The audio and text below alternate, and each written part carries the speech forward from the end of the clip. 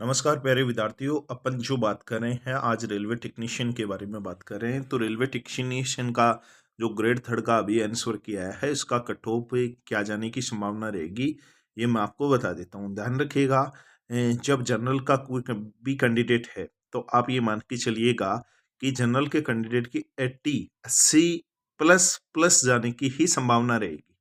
आप ये मान के चलिएगा कट ऑफ इसकी कम नहीं जाएगी। हो सकता है ऐसा क्यों वहाँ, ये तो मुझे भी पता नहीं कि इतने नंबर बच्चों के कैसे आए। क्यों पेपर का लेवल भी ठीक था। आप जितना सोच रहे हैं भाई इतना हल्का था तो उतना हल्का पेपर नहीं था। ध्यान रखिएगा। इसके अलावा कोई भी ओबीसी कैंडिडेट है तो इसका कट ऑफ है 78 प्लस आप मान के चलिएगा। जैसे ओबीसी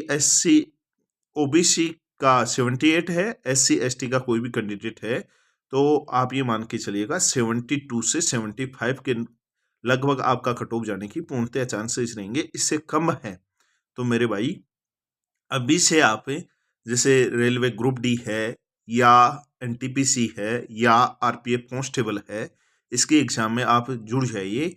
और रही तो यार भाई आप ये सोचेंगे यार सर मेरा तो टेक्नीशियन ही होना चाहिए, तो भैया 2025 में फिर टेक्नीशियन है। और 2025 में टेक्नीशियन है, ग्रुप डी होने के बाद में वापस लोको पायलट टेक्नीशियन वापस स्टार्ट हो जाएगी नई भर्तियां। तो आपको घबराने की जरूरत नहीं है, यही सिलेबस है। आप टेंशन ना कीजिएगा कि सर मेरे तो कम नंबर है। अरे भाई कोई बात नहीं। अब की बार जिस सब्जेक्ट में आपके कम नंबर आए हैं, आपको ये लग रहा है कि मेरी साइंस वीक है या आपको ये लग रहा है मेरी मैथ्स वीक है, तो आप उस सब्जेक्ट पे ज़्यादा टाइम दीजिएगा।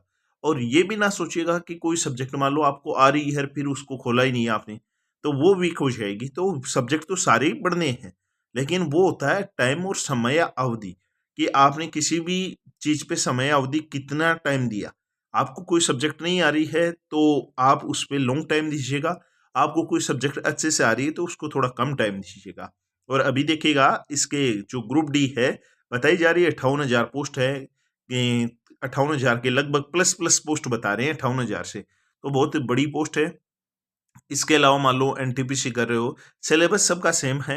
वही मैथ्स पढ़ना है, वही रीजनिंग पढ़ना है, वही आपको जीके जीएस पढ़ना है।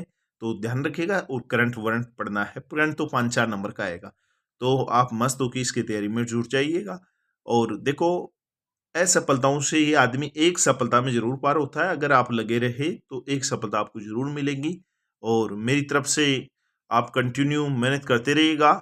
और मेरी तरफ से जो भी होगा मैं पूरा पूरा आपका साथ सपोर्ट देने की कोशिश करूंगा।